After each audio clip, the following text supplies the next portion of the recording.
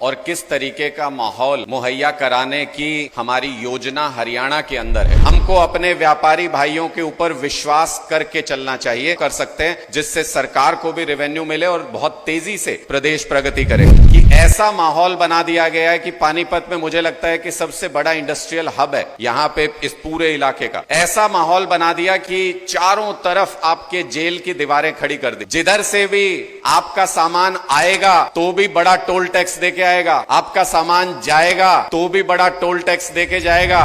साथियों, हमारे बहुत से व्यापारी साथी यहां पर आज मौजूद हैं और आज हम ये चर्चा करने के लिए यहां पर इकट्ठा हुए हैं कि व्यापारियों के लिए किस तरह का माहौल आम आदमी पार्टी की सरकारें मुहैया कराती हैं और किस तरीके का माहौल मुहैया कराने की हमारी योजना हरियाणा के अंदर है। मुझे लगता है कि ये हमारा सौभाग्य है कि आज भगवंत मान जी इस कार्यक्रम में मौजूद हैं, आप सब लोगों से चर्चा करने के लिए मौजूद हैं, क्योंकि सिर्फ 2-2.5 साल के समय में पंजाब एक ऐसी जगह जहां से इंडस्ट्रीज परेशान होके छोड़ के जा रही थी, जहां से बिजनेसेस छोड़ के जा रहे थे क्योंकि वहां पे माकूल माहौल नहीं था, ऐसी जगह को 2-2.5 साल में इतना सुविधापूर्ण बना देना कि नई नई इंडस्ट्रीज, व्यापारी अब इच्छा जता रहे हैं कि पंजाब के अंदर इन्वेस्ट कर सके। मुझे लगता है इसके लिए एक बार जोरदार तालियां भगवंत मान जी के लिए आप लोग बजा दीजिए। कई सारी चीजें, कई सारी दिक्कतें, क्योंकि हम पहले दिन से हम इन चीजों को देखते रहे। आपकी इच्छा है या नहीं व्यापारी को काम करने देने की, सबसे पहली चीज ये महत्वपूर्ण होती है। दिल्ली के अंदर भी जब आम आदमी पार्टी की सरकार आई, उससे पहले बहुत सारी दुश्वारियां, बहुत सारी मुश्किलें खड़ी की जाती थी व्यापारियों के लिए। अरविंद केजरीवाल जी जब सरकार में आए दिल्ली के अंदर, तो उन्होंने पहली चीज ये कही थी कि मेरी सरकार में ये रेड राज खत्म होगा, रेड नहीं की जाएगी व्यापारियों के ऊपर। व्यापारियों को चोर समझ के जैसे सरकार काम करती है, वो सोच गलत है। उन्होंने कहा हम दोस्त बना के काम करेंगे व्यापारियों के साथ। रेड बंद कर दी गई दिल्ली में पूरी तरह से, व्यापारियों के ऊपर विश्वास किया गया और यकीन मानिए, आप उठा के देख लीजिए 8 साल पहले जो दिल्ली का रेवेन्यू था और आज के दिन में जो दिल्ली का रेवेन्यू है, मल्टीफोल्ड इंक्रीज हुआ है। व्यापारियों ने खूब टैक्स दिया, खूब साथ दिया सरकार का।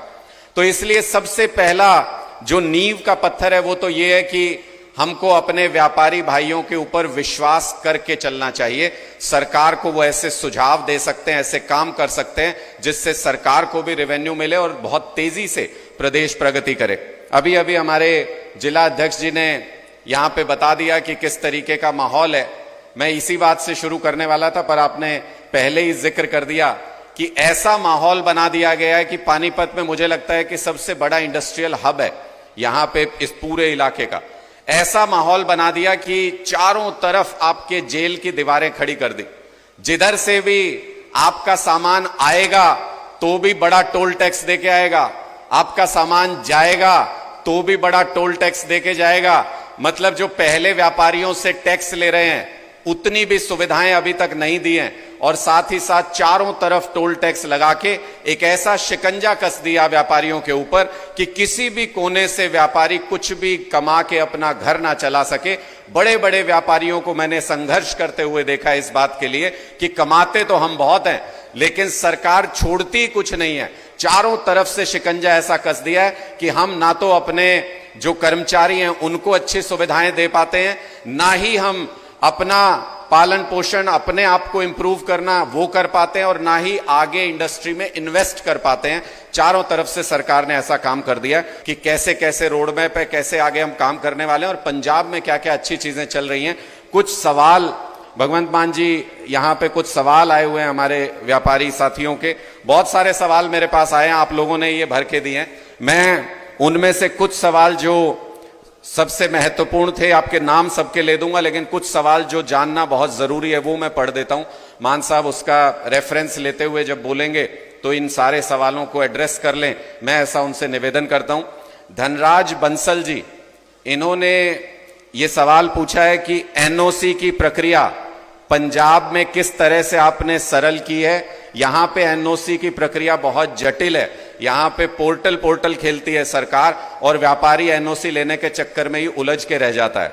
पानीपत में टेक्सटाइल पार्क की आवश्यकता है, साथ ही इन्होंने ये सुझाव भी दिया है। मितेश मल्होत्रा जी और चंदन अरोड़ा जी दोनों का लगभग एक ही सवाल है, इसलिए मर्ज कर दिया हमने। पूरे हरियाणा में बिजली की बहुत ज्यादा समस्या है, बहुत हाई रेट्स हैं और ज्यादा पावर कट हैं, जिससे इंडस्ट्री बहुत बुरी तरह से इफेक्ट होती है। मनुदेव सांगवान जी, पवन कंसल जी, मनदीप कपूर जी, इनका जीएसटी के बारे में सवाल था, उसको भी हमने क्लब कर दिया है कि जीएसटी के जो टैक्स स्लैब्स हैं वो टेक्सटाइल के लिए एक ही होने चाहिए। एक ही इंडस्ट्री में मल्टीपल स्लैब्स बना रखे हैं, उसकी वजह से बहुत ज्यादा दिक्कतें सामने आती हैं और जीएसटी पोर्टल को सरल करने की जरूरत है ताकि व्यापारियों को सहूलियत हो सके। दीनानाथ गुप्ता जी और जगदीश धनीजा जी, इनका सवाल है कि स्मॉल और मीडियम एंटरप्राइज को और सहयोग और बल देने की आवश्यकता है, इसके लिए क्या किया जा रहा है आपके यहां भी, और यहां पे क्या हमारी योजनाएं, हम क्या कर सकते हैं। साथ ही एक कंसर्न जो बहुत सारे लोगों ने आप में से अपने फॉर्म्स में भरा है, करप्शन बहुत हाई लेवल पे है। किसी भी तरीके की कोई परमिशन लेने के लिए जो सिंगल विंडो सिस्टम है, कई सारी बिजनेस सर्विसेज के लिए, इन सारी जगहों पे बहुत बड़े पैमाने पे करप्शन है, जिसकी वजह से व्यापारियों को बहुत दिक्कत आती है किसी भी तरीके का कोई भी परमिशन लेने के लिए। मैं नाम पढ़ देता हूं जिन जिन साथियों ने कंसर्न जाहिर किया है। दीपक छाबड़ा जी हैं, जियालाल जी हैं, अनुराग त्रिपाठी जी हैं, गुलेर सिंह जी हैं, विनोद खंडेलवाल जी हैं, सुरेश कुमार जी हैं, पवन चंद्रा जी हैं, बलवंत सिंह सैनी जी और राम खिलार जी।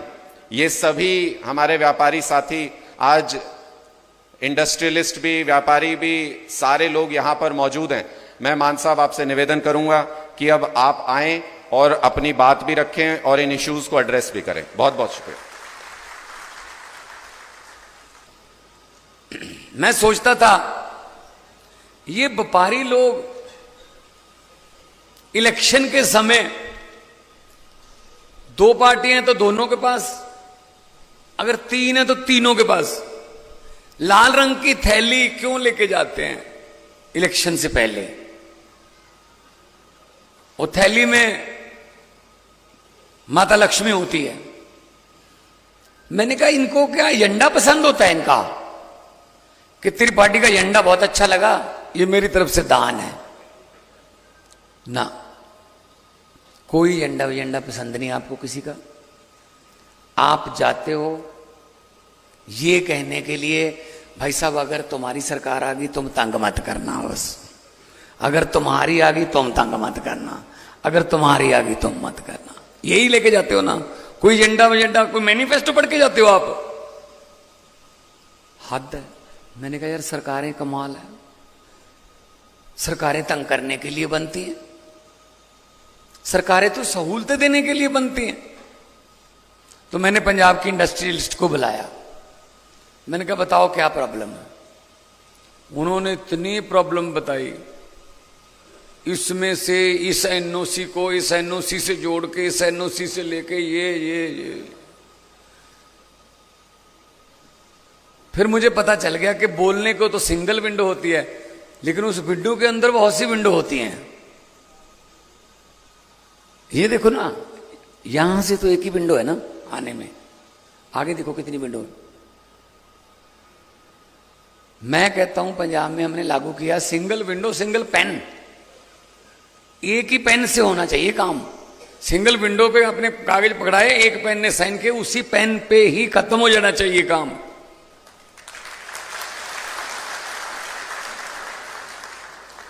तो हमने व्यापारियों को बुलाया, उन्होंने बहुत सी सुझाव दिए, पॉलिसी हमने अपनी उनके मुताबिक बनाई। आपके दोस्त होंगे पंजाब के व्यापारी, पंजाब में बहुत बड़े बड़े व्यापार हैं, हीरो है, वर्धमान है, मोंटी कार्लो है, क्लास है, सोनालिका है, स्वराज है, टाटा स्टील है, समर्था टेक्सटाइल है, समर्था आ रहा है अभी, बर्बियो है, फ्रेडनबर्ग है, जर्मनी की कंपनी है, कारगिल है, गोदरेज है, हिंदुस्तान लीवर है। मेरे ख्याल में यहां के मुख्यमंत्री को इतनी कंपनियों के नाम नहीं पता होंगे। नाम से क्या लेना है, काम बताओ जी, बस बता जाओ, जो मर्जी आ जाओ बस। उनको एक एक पैसे का अगर इंसेंटिव देंगे, एक पैसे के इंसेंटिव से भी करोड़ों का फर्क पड़ जाता है। पंजाब सरकार ने पहले बिजली हम सस्ती देते थे, पंजाब में और दिल्ली में घरों की बिजली तो फ्री है, 600 यूनिट है, क्योंकि मेरा 2 महीने का साइकिल है, 2 महीने बाद बिल आता है, तो 300 यूनिट पर मंथ 600 हो गया, पर बिल हो गया। लेकिन उसमें कोई ये नहीं है हरा कार्ड है नीला कार्ड है, ना किसी का भी। आपके घर पे अगर 2 एसी लगे हुए हैं, लेकिन आपने इस तरीके से चलाया कि आपका 2 महीने का मीटर का जो रीडिंग है वो 600 यूनिट से कम है, आपको भी जीरो आएगा। फिर 90% पंजाब को जीरो बिल आता है, 90% पंजाब। और कब से आता है? मार्च 16 और 2022 में ओथ ली थी, 1 जुलाई से आज तक बिल नहीं आते जी हमारे पंजाब में। तो हरियाणा में क्यों नहीं हो सकता ये काम? बिजली अपनी है जी, बिजली हम बनाते हैं, इतनी सस्ती बिजली हो गई है। सोलर मार्केट में 2 रुपए 54 पैसे पे मिल रही है सोलर। हमने एग्रीमेंट किया 1100 मेगावाट का सोलर के साथ, 2 रुपए 76 पैसे कहते थे, 2 रुपए 70 पे आ गए। मैंने कहा मेरी मीटिंग करा दो, 256 पे आ गए। मैंने कहा 254 पे कर लो। कहते 2 पैसे से क्या फर्क पड़ेगा। मैंने कहा पहले साइन करो। जब साइन करे, मैंने कहा इन 2 पैसे से 450 करोड़ रुपया पर ईयर का फर्क पड़ेगा। 2 रुपए 54 पैसे ले रहे हैं हम सोलर। अभी हमने क्या किया, हमारे पास 5 थर्मल प्लांट है पंजाब में, 2 सरकार के थे, 3 प्राइवेट थे। हमने अपनी अक्टूबर 2015 से बंद पड़ी थी, अक्टूबर 2022 में झारखंड में हमारी कोल माइन है पचवाड़ा में, 30 लाख मीट्रिक टन कोयला एक साल में निकालते हैं। लेकिन सेंटर का एक रूल है कि वो कोयला सिर्फ तुम सरकारी थर्मल प्लांट में ही यूज कर सकते हो, प्राइवेट को नहीं दे सकते। अब प्राइवेट के साथ महंगे महंगे पीपीए, पावर परचेज एग्रीमेंट कर गए पुरानी सरकारों वाले। तो हमने कहा यार कम बड़ा पंगा हो गया यार, कोयला हमारे पास इतना है, लेकिन हमारे पास कोयला बरतने के लिए अपने थर्मल प्लांट। हमें पता चला जीवी के कंपनी का गोविंदवाल साहब वाला थर्मल प्लांट 540 मेगावाट का बिक रहा है, दिवालिया हो रहा है। हमने बिड किया, भाई साहब सरकार के साथ कौन बिड करेगा। जब हमने कहा कोयला हमारा है, हम कोयला इस्तेमाल करेंगे, ये कोयला कहां से लाएंगे, कौन बिड करेगा। प्राइवेट कोई आया ही नहीं। तो हमने 540 मेगावाट का थर्मल प्लांट खरीदा। भारत में पहली बार हुआ है कि सरकार ने किसी पब्लिक सेक्टर को खरीदा है प्राइवेट सेक्टर को। नहीं तो सरकारें बेचती हैं अपने दोस्तों को, घाटा दिखा के चलो पोर्ट बेच दो, एयरपोर्ट बेच दो, LIC बेच दो, जो मर्जी आता है बेच दो बेच दो बेच दो। 540 मेगावाट का खरीदा, कोयला हमारा है। अब हमारे पास 3 हो गए, कोयला हमारा है। 5.5 रुपए अभी हम दे रहे हैं इंडस्ट्री को, लेकिन उसका अभी आ गया हमारे पास, टेक ओवर कर लिया। मैं उस थर्मल प्लांट को, इंडस्ट्री को और सस्ती बिजली देने में इस्तेमाल करूंगा। कोयला हमारा है। आप 10 रुपए कह रहे हो, मैं हैरान हूं आप पे। 10 रुपए में आप कैसे चला रहे हो? मैं 5.5 से भी कम करने के बारे में सोचूंगा। अभी आने वाले दिनों में विधानसभा सेशन आ रहा है हमारा। 10 रुपए आप दे रहे हो और घर का बिजली का बिल दे रहे हो, तो ये आपके इधर भाई साहब दिल्ली है, इधर पंजाब है, थोड़ा उनसे पूछ लीजिए। दोनों तरफ पंजाब आम आदमी पार्टी की सरकार है। इधर वालों से दोस्ती है तो इधर वालों से पूछ लो, इधर वालों से दोस्ती है तो इधर वालों से पूछ लो। ये तो नहीं झूठ बोल रहा मैं। तो इनका हमने इंडस्ट्री के लिए बहुत सी छोटे दी। अब जैसे एक है अनयूटिलाइज्ड पावर, जो बिजली आपने यूज नहीं की उसका भी बिल आता है। मैंने कहा ये क्या है यार? कहते ही जितना इन्होंने किलोवाट लिया है अगर इन्होंने यूज नहीं किया तो इसको बिल आएगा। मैंने कहा यार जो यूज ही नहीं किया इनको क्यों बिल आएगा भाई? क्या पॉलिसियां बना रखी हैं यार आप लोगों ने? इसको ये व्यापारी को तंग करो। अच्छा फायर का, आज फायर की आपने क्लियरेंस ले ली, अगले साल फिर लो, उसके अगले साल फिर लो, बिल्डिंग वही है, कोई देखने नहीं आता कि फायर का कुछ चंकर है या नहीं, बस वही है कि हाँ भाई दे दो, हमारे पास आते रहो, आते जाते रहा करो, बस ये बनाया हुआ है बाबुओं ने, आते जाते रहा करो। तो हमने सीधे ही कर दिया। एक बार पंजाब में आप एक बार इंडस्ट्री के लिए फायर का ले लोगे, 3 साल आपको जरूरत नहीं है, 3 साल बाद बात करेंगे। एक और हमने कमाल का आइडिया निकाला है जो आपको पसंद आएगा। कार बनती है, कोई हमारा डिसीजन मेकिंग पेन आता है तो ये लागू करेंगे। दिल्ली में कर रहे हैं, पंजाब में कर चुके हैं। हमने स्टैम्प पेपर की कलर कोडिंग कर दी। स्टाम्प पेपर जो है ना उनके रंग बदल दिए। आपने, आप में से किसी ने, ये मेरे पास नाम पढ़ रहे हैं, बांसल साहब ने, धनराज बांसल जी ने राजपुरा में इंडस्ट्री लगानी है तो उनको पहले जमीन खरीदने की जरूरत नहीं है। वो जमीन पहले आइडेंटिफाई कर ले कि हाँ जी ये जमीन मैंने खरीदनी है और मुझे बेचने के लिए तैयार है बंदा, तो आपने रजिस्ट्री नहीं करवानी है।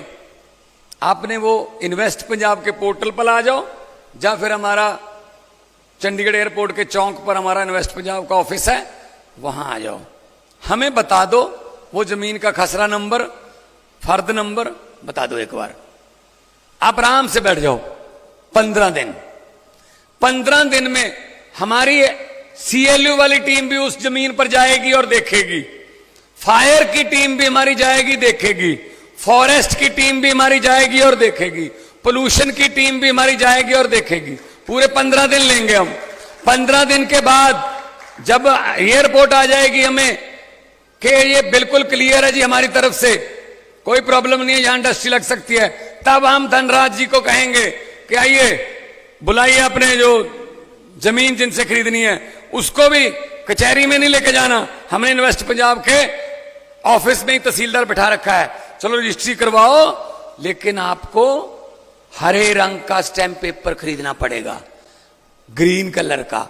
वो थोड़ा महंगा होगा क्योंकि उसमें फायर के पैसे भी होंगे, उसमें पोल्यूशन के पैसे भी होंगे, उसमें सीएलयू के पैसे भी होंगे, उसमें फॉरेस्ट के सब जो एनओसीज के पैसे हैं वो इंक्लूडेड होंगे। आप हरे रंग का स्टैम्प पेपर खरीदोगे, आज आपकी रजिस्ट्री हो गई, कल भूमि पूजन करके अपनी पहली ईंट वहां पे लगा लेना। आपका पैसा हम 24 घंटे भी स्टक नहीं रखना चाहते, 24 घंटे भी आपका पैसा स्टक नहीं रहेगा।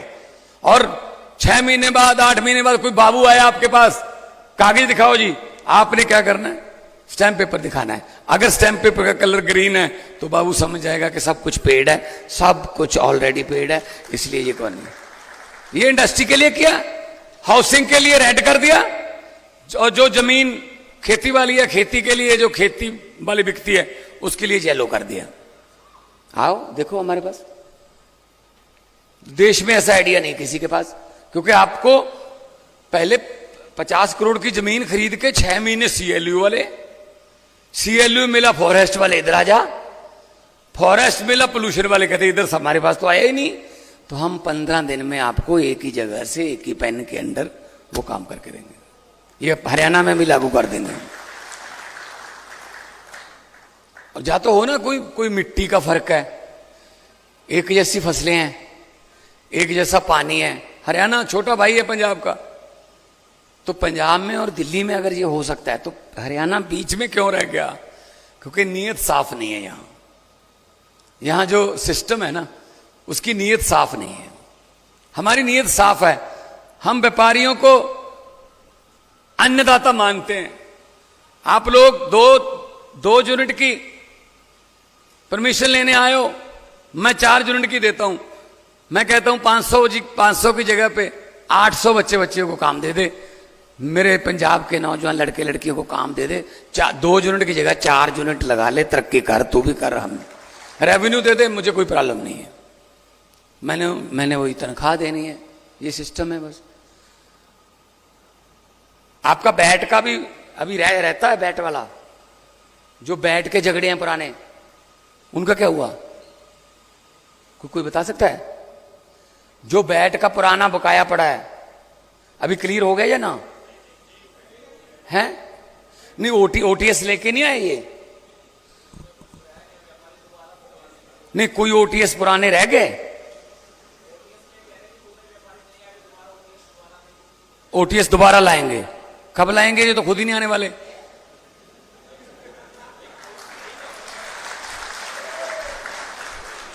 दोबारा लाएंगे। अभी तक हल कर देना चाहिए था, हमने पंजाब में कर दिया। मेरे से तो पहले बनी हुई है सरकार आपकी, 10 साल हो गए, मुझे तो 2.5 साल ही हुए ना। इनको पता होगा कि ओटीएस का, बैट का ओटीएस क्या होता है, इनको पता होगा? नहीं पता होगा जनाब। ये धरती के आदमी नहीं है, ये तो बस 1-2 बंदों को जानते हैं, वही व्यापारी है इनके लिए, तो बाकी कोई व्यापारी नहीं है। हमने पंजाब में बैट पे ओटीएस लाया, करोड़ों रुपये खजाने में भी आ गए, और तलवार भी जो लटकती थी वो भी ठीक हो गई कि चलो ठीक है यार करो। बैट कब से खत्म हो गया, लेकिन उसका बकाया खड़ा है। ओटीएस ला के जितने होता है व्यापारियों में करो यार। 1 लाख वाला कहता है जी 60,000 ले लो यार 60,000, 40,000 उसको माफ कर दो, फिर क्या होता है? 60,000 तो आएगा गवर्नमेंट के पास, वैसे भी तो पड़े है झगड़े में। क्यों झगड़े में रखते हो? उसको भी तलवार लटकी हुई है, मुझे कोई नोटिस ना आ जाए इनकम टैक्स का, मुझे भी ना दे। ऐसे जीएसटी का है। तो मैं पूरा मैं फाइनेंस की पूरी एक बात बता के जाऊंगा मैं आपको। आज मैं पॉलिटिकल भाषण नहीं दूंगा, मैं सिर्फ फाइनेंस पे बोल रहा हूं कि इन्होंने हालत क्या कर रखी थी, कुछ पता ही नहीं इनको। कई बार ओटीएस देके गवर्नमेंट को 500,000 करोड़ का फायदा हो जाता है, लेकिन ना लोगों को राहत देते हैं, ना ही खुद पैसे लेते हैं। वही 400-500 करोड़ से मैं कितने बच्चों को रोजगार दूंगा, कोई नए स्कूल खोलूंगा। अच्छा, फिर सीएसआर का पैसा कहां जाता है? तो नहीं, सीएसआर का पैसा इन्होंने अच्छी जगह लगाना होता। सबसे पहले मैंने रूल कर दिया पंजाब में, सीएसआर का जो पैसा है उसका 25% फोकल पॉइंट की और आपके इंडस्ट्री एरिया की सड़कों पर लगेगा और सीवरेज पर लगेगा। तो आप सीएसआर ज्यादा दोगे, क्योंकि आपको पता है कि ये सीएसआर हम पर ही लगेगा यार, हमारी सड़कें। ठीक है, आपकी जर्मनी की कोलैबोरेशन के साथ कंपनी चल रही है, जर्मनी से गोरा आया कोई, आप उनको इंपोर्ट करते हो। वो गोरे ने कहा कि मैंने देख रही है कहां बनाते हो, गाड़ी तो आपके पास भी BMW है, मर्सिडीज है, कोई ऐसी बात नहीं, लेकिन आप गोरे को बिठा के जब इंडस्ट्री एरिया में फैक्ट्री में लाते हो ना, तो आपके दिल में एक थोड़ा सा वो रहता है, यार ये क्या सोचेगा, यार सड़कें कैसी हैं, ये क्या सोचेगा, हाँ यहां इंडस्ट्री लगा रखी है, ये तो रहता है ना हमारे दिल में। देश का भी रहता है ना यार, जी मेरे देश का क्या जाएगा यार मुंह महांद्रा यहां से, कि यार क्या सोचेगा यार ये। तो यार सड़कें जो आप करोड़ों का सीएसआर देते हो, तो आप पर क्यों नहीं लगता? वो कहां लगता है फिर ये बताओ? कोई स्कूलों पे लगता हो, कहीं अस्पतालों पे लगता हो, कहीं ना कहीं से तो वापस आए ना। लोगों का टैक्स किसी न किसी रूप में वापस तो आना चाहिए ना, नहीं आता।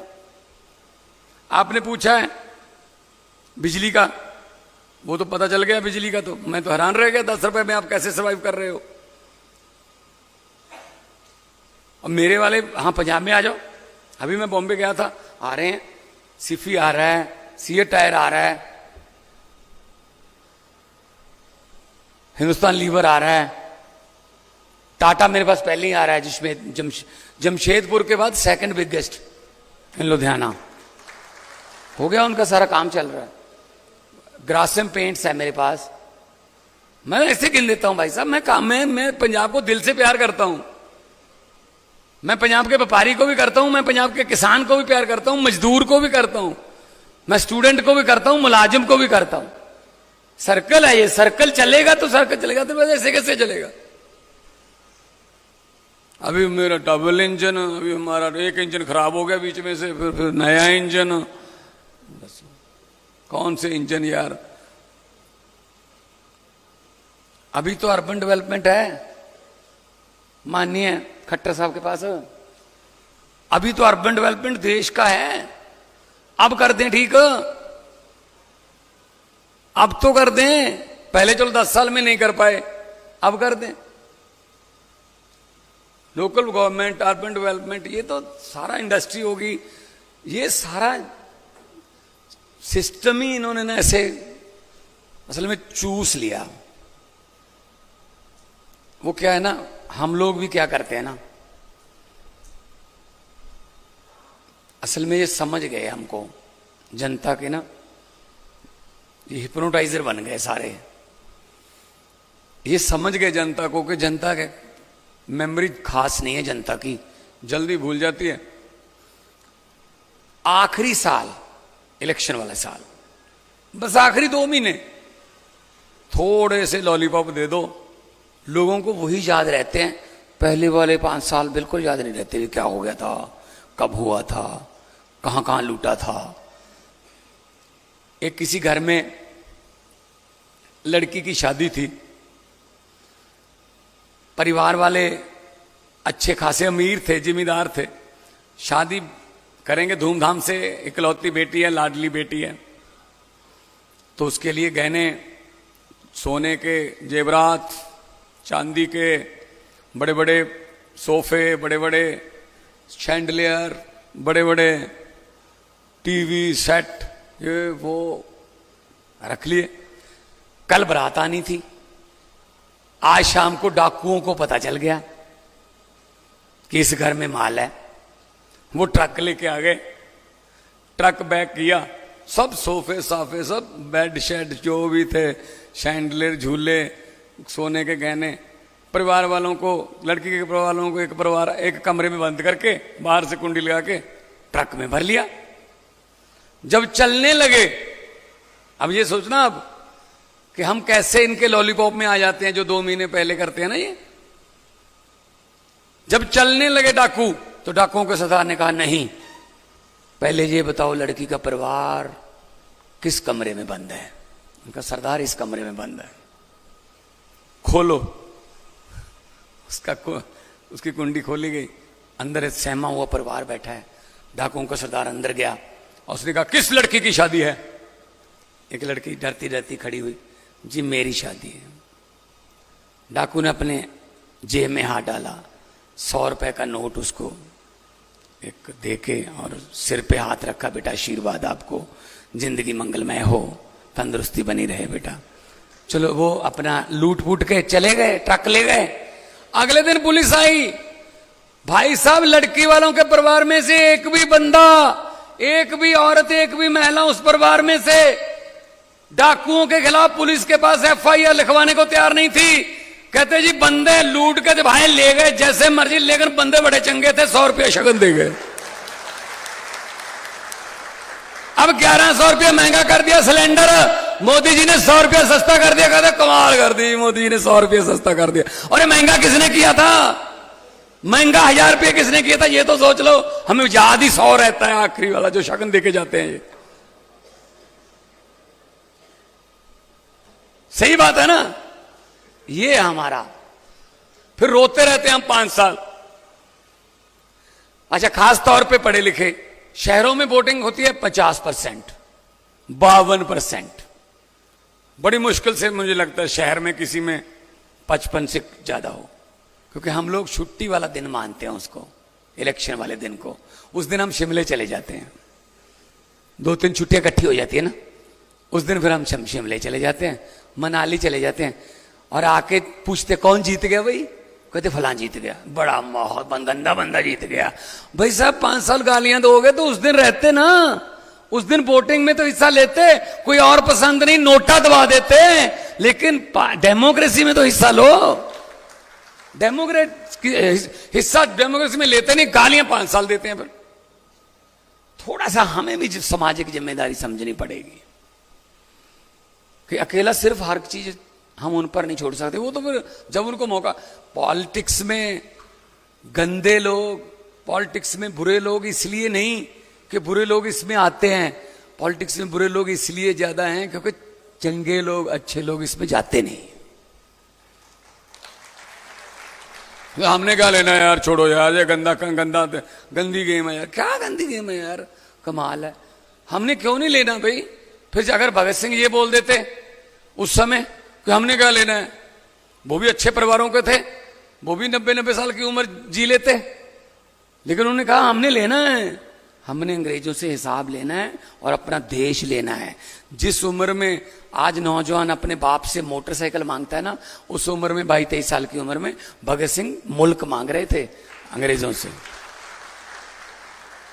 तो ये थोड़ा हमको भी थोड़ा जिम्मेवारी निभानी पड़ेगी। चंगे अच्छे लोगों को लेके आओ।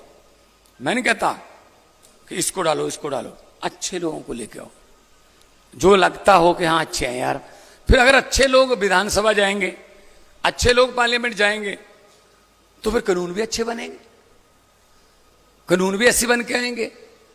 तो अगर गुंडे जाएंगे, जब पैसे लेके जो वोटें खरीदते हैं, वो कहते ठीक है, फिर जिस दिन आपने रेट बताया था हमने आपको दे दिया, अब आइए हम रेट बताएंगे अपने काम का। तो ऐसा चल, जो एक बार आपको खरीदेगा वो 5 साल आपको बेचेगा, ये भी तो है। सो आम आदमी पार्टी अरविंद केजरीवाल जी ने इसलिए बनाई है कि यार चंगे बंदे इकट्ठे करो, बाकी पार्टियों से भी आ जाएं कोई बात नहीं, लेकिन लोगों को एक ऑप्शन दो। ये दोनों तो आपस में मिल चुके हैं। अगर मैं आ गया तो मैं तुझे कुछ नहीं कहूंगा, अगर तू आ गया तो मुझे कुछ मत कहना। हमारा दोनों का चल रहा है, पब्लिक पिस रही है, जो चक्की के 2 पोड़ हैं, ऐसे जनता बीच में पिस रही है। जनता है दाने, जनता गेहूं है, ये चक्की के 2 पोड़ हैं, ये कांग्रेस और बीजेपी, ये पिस रही है जनता। तो जनता सोचती है ये चक्की तो बहुत ही यार गंदी चक्की है, ये तो पीस रही है, हमें चक्की पलटा देंगे इस बार। पलटा दिया, चलो ये हो गया जी, और क्या हो गया, नीचे वाला ऊपर वाला नीचे आ गया, ऊपर नीचे वाला चलो। जनता तो बीच में रह गई। चक्की को पलटा के देखना, जो दाने हैं बीच में उनकी स्थिति तो नहीं बदलती ना, पुड़ की स्थिति बदल जाती है। एक खड़ा होता है, नीचे वाला, ऊपर वाला चल रहा होता है, जनता पलट देती है तो ऊपर वाला चलने लगता है, खड़ा हो जाता है, नीचे वाला चलने लगता है। दाने तो बीच में रहते हैं, दाना मीन्स पब्लिक। सो ये जो आपके हैं मुझे समझ नहीं आती। छाबड़ा साहब, जियालाल जी, अनुराग त्रिपाठी साहब, ठीक है जी, गुलीर सिंह, विनोद खांडेलवाल साहब, सुरेश कुमार जी, पवन चंद्रा जी, बलवंत सिंह सैनी, राम खुल्लर जी, आपके बिल्कुल सही मसले हैं, लेकिन दिक्कत यह है कि 75 नहीं, अब तो 78 हो गए, 78 साल हो गए याद हुए।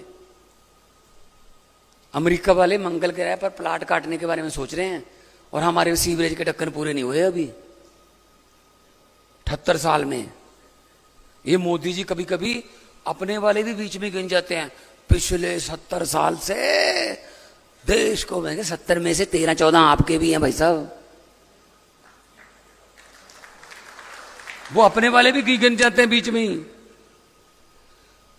सो इस करके हर बात नेहरू पे लगा के काम नहीं चलेगा, हर बात मोदी पे छोड़ के भी काम नहीं चलेगा, कुछ नई कहानी लिखनी पड़ेगी। दिल्ली में नई कहानी लिखी, पटड़ी आ गई। बैट की बात करता हूं, तब बैट था तो अरविंद केजरीवाल जी ने, मनीष सिसोदिया जी ने व्यापारियों को बुलाया, बोलिए क्या समस्या। 12.5% बैट था जी, आप तो देते रहे होंगे। तो कहा जी बैट कम कर दो। कितना कर दूं? बोले कम कर दो जितना मर्जी कर दो। 7% बैट कम कर दिया, 5.5% बैट रह गया। और साथ में ये कहा केजरीवाल साहब ने, अब कोई वो नहीं आएगा आपके पास, इंस्पेक्टर राज खत्म, कोई इंस्पेक्टर रेड मारने नहीं आएगा, बस ईमानदारी से टैक्स भर देना। 7% वैट माफ कर रहा हूं, क्योंकि IRS ऑफिसर है अरविंद केजरीवाल, इनकम टैक्स का कमिश्नर है, इंडियन रेवेन्यू सर्विस का कमिश्नर, उनकी पत्नी भी कमिश्नर है, उसको पता है पैसा किधर से आना है किधर से जाना है। आपके हरियाणा का ही है ना शिवानी का। सो दोस्तों 5.5% वैट कर दिया, 7% माफ कर दिया, अगले साल 2000 करोड़ की कलेक्शन बढ़ गई। देखो इस बात से। सो सरकारों का काम ये नहीं होना चाहिए सिर्फ टैक्स बढ़ाने से कलेक्शन बढ़ती है, कई बार टैक्स कम करने से भी कलेक्शन बढ़ती है। कई बार लोग रुके रहते हैं कि यार थोड़ा सस्तियां हो जाएं रजिस्ट्रियां तब करवा लेंगे, उतनी देर बयाने में ही रहते हैं। हम तो जमीनों से आए हुए हैं ना, हमें पता है बयाना क्या होता है ना, हमें पता है कि जमीन की रजिस्ट्री क्या होती है, कलेक्टर रेट क्या है, पैसे कितने देते हैं, कलेक्टर रेट कितना है, सब पता मुझे। लेकिन ये धीरे धीरे ठीक करना पड़ेगा। इंडस्ट्री को पॉलिसी के मुताबिक इंडस्ट्री को भी मतलब बचाना है, किसान को भी बचाना है, क्योंकि बहुत सी एग्रो इंडस्ट्री है वो किसान पर बेस्ड है। हमारा एग्रो है, स्टेट है दोनों, तो ये हमारी स्टेट को छत्तीसगढ़ की जमीनों से कैसे मैच कर सकते हैं। हर रोज मेरी उनके साथ कोई ना कोई पंगा हो रहता है वहां सेंटर में। अभी हाईवे निकाल रहे हैं, अब कहते हैं आप उड़ीसा वाले रेट दो, पंजाब वाले। मैंने कहा उड़ीसा की जमीन को हमारे साथ क्यों कंपेयर कर रहे हो? उड़ीसा की बेआबाद जमीन है, कोई कुछ होता ही नहीं वहां पे, कोई हमारी फर्टाइल जमीन है 1-1 इंच, आप हमें और रेट दो। आप ऐसे कैसे कर सकते हो? उड़ीसा की जमीन का इतना रेट है तो पंजाब में इतना क्यों? अभी हाईवे आप उड़ीसा में उधर निकाल लो हमें, लेकिन हमारे तो रेट दो ना, हमारे किसान का रेट दो, ठीक है ना। तो सरकार के पास लैंड पूल होना चाहिए, इतना भी महंगा ना हो कि इंडस्ट्री के लिए भी बहुत मुश्किल हो जाए। तो हमारे पास लैंड पूल है। मैं तो कहता हूं आज, वैसे तो मैं वोट के लिए कहता हूं आपको कि 5 अक्टूबर को वोट दे देना, लेकिन अगर वोट दे दोगे तो यहीं हो जाएगा काम। नहीं, मैं दोबारा आऊंगा, आप सबको पंजाब ले जाऊंगा मैं। वैसे तो घर ठीक कर लो वही ठीक है, घर ठीक कर लो वही ठीक है, नहीं तो मैं उधर ले जाऊंगा, मैं दोबारा आऊंगा। मैं तो इस बात के लिए मुझे तो बहुत अच्छा लग रहा है। मैं तो अगर 1 घंटा और लग गया ना, मेरा तो 10-15 हजार करोड़ का इन्वेस्टमेंट आ जाएगा इधर। और 10-15 हजार करोड़ का इन्वेस्टमेंट का मतलब है 60-70 हजार लोगों को काम भी मिलेगा साथ में। जितने दुखी आप हो, जितने दुख से आपने लिखी हुई हैं चीजें, जितने आप दुखी हो, लेकिन अपने दुखों को यहीं ठीक कर लो, साथ दो। और हम देशभक्त लोग हैं, कोई हम समाज में आपको नहीं बांटेंगे। हम तो स्कूल बनाने वाले लोग हैं, हम अस्पताल बनाने वाले लोग हैं, हम इंडस्ट्री लाने वाले लोग हैं, हम बिजली लाने वाले लोग हैं। हम अरविंद केजरीवाल के सिपाही हैं। और अरविंद केजरीवाल हरियाणा के गांव से उठा, पता ही नहीं था कि उसने दुनिया हिला देनी है। आज जो मर्जी है, झूठे पर्चे डाल लो, कोई बात नहीं, राजनीति में करते रहते हैं तो जो मर्जी कर लो, लेकिन उस बंदे ने हिला रखा है पूरे देश को, राजनीति की दशा और दिशा बदल दी है। भगत सिंह का एक शेर है कि इस कदर वाकिफ हो गई है मेरी कलम मेरे किरदार से, इस कदर वाकिफ हो गई है मेरी कलम मेरे किरदार से कि इश्क भी लिखना चाहता हूं तो इनकलाब लिखा जाता है। लंबे सफर को मीलों में मत बांटिए, कौम को कबीलों में मत बांटिए। एक बहता दरिया है मेरा भारत देश, इसको नदियों और झीलों में मत बांटिए। ये देश बहता दरिया है। और मुझे एक टीवी चैनल पे कहा गया कि रैपिड राउंड है, हम एक बंदे का नाम लेंगे, किसी पॉलिटिशियन का, आप उसी समय बताना कि उसके बारे में क्या सोचते हो। कहते सुखबीर सिंह बादल। मैंने कहा जी पहाड़ों वाले स्कूलों में पढ़े हैं, ना पंजाबी लिखनी आती है, ना पढ़नी आती है, ना बोलनी आती है, पंजाब के वारिस बनना चाहते हैं, हो नहीं सकता। कहते जी कैप्टन अमरिंदर सिंह। मैंने कहा महलों वाले लोग हैं, राजे हैं। जब मुगलों का राज था मुगलों के साथ थे, जब अंग्रेजों का राज था अंग्रेजों के साथ थे, जब कांग्रेस का राज था कांग्रेस के साथ थे, जब अकालियों का राज था अकालियों के साथ थे, जब बीजेपी का राज है तो बीजेपी के साथ है, तो लोगों के साथ तो कभी हुए नहीं सर। कहते जी नरेंद्र मोदी। मैंने कहा किसी भी बात को कहीं भी उसे उठा के, कहीं भी जोड़ के, कहीं से भी बोल के बोल देते हैं और साथ में कहते हैं गारंटी देता हूं। कहते कैसे? मैंने कहा चंद्रयान के लॉन्चिंग पे चले गए, इसरो ने किया था चंद्रयान का लॉन्च, तो मैं भी देख रहा था, लाइव चल रहा था। मैंने कहा सुन लें प्रधानमंत्री जी क्या कहते हैं। चंद्रयान के लॉन्च पे चले गए, वहां पे कहने लगे इसरो से मेरा पुराना नाता है। अपने माथे पे हाथ मारा, मैंने कहा 8वीं क्लास का सर्टिफिकेट नहीं मिल रहा, इसरो की बातें कर रहा है यार ये। इसरो तो साइंटिस्ट पढ़े लिखे लोगों का काम है, इसका क्या नाता हो सकता है इसरो से भी? मैंने कहा जोड़ेगा तो सही, फिर कैसे जोड़ेगा? उसने कहा जब मैं स्कूल में पढ़ता था, 3री 4थी कक्षा में था बहनों भाइयों, मेरे हाथ तंग था पढ़ाई में, तो इसीलिए हर टीचर मुझे आके कहता था अब तू इसरो में बैठ, अब इसरो में, अब इसरो में, अब इसरो में, इसलिए इसरो से मेरा पुराना नाता है। ओ की बनू मुल्क दा ओए, मैं क्या ओए वो की बनू है देश दा, मैं क्या रब्बा बचा ला यार। ताड़ियां बज रही हैं जिवें तुसी बजा रही सी, ताड़ियां बजा रहे। फिर उन्होंने सब तो औखा सवाल पूछा, कहते भगवंत मान अपने बारे में मैं क्या बोलूं।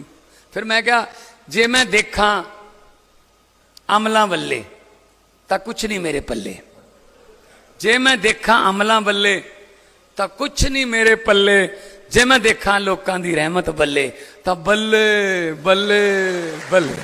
बहुत बहुत धन्यवाद, बहुत बहुत मेहरबानी, मिलते रहेंगे। लोगों को अक्सर कहते सुना है जिंदा रहे तो फिर मिलेंगे, लेकिन इस दिल ने कहा है मिलते रहे तो जिंदा रहेंगे। बहुत बहुत धन्यवाद, बहुत बहुत मेहरबानी।